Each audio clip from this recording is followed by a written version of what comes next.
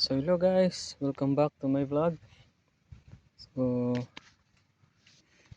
this is my vlog. I found this stingless bee inside the old coconut.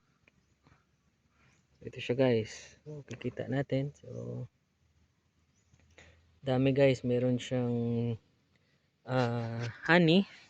Ako kinain ko na kanina. Dito yung honey niya. So luckily guys, nakat lang siya sa edge. Hindi siya sa gitna ng hive.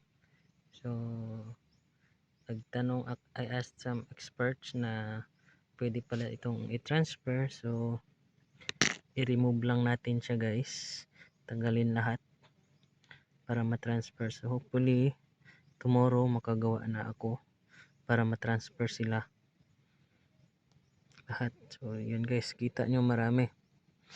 Ito yung mga propolis, siguro ito yung mga eggs nila. Dito yung ano yung honey. Ito yung honey guys. Yan. Yan dyan yung honey. Ito yung eggs nila. So better kong gawin guys is babalik ko lang muna to cover it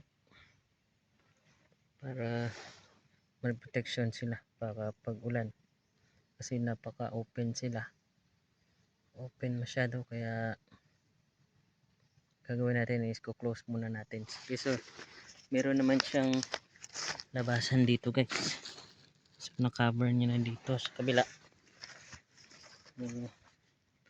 Kabiran lang natin para at least may entrance silang maliit lang. So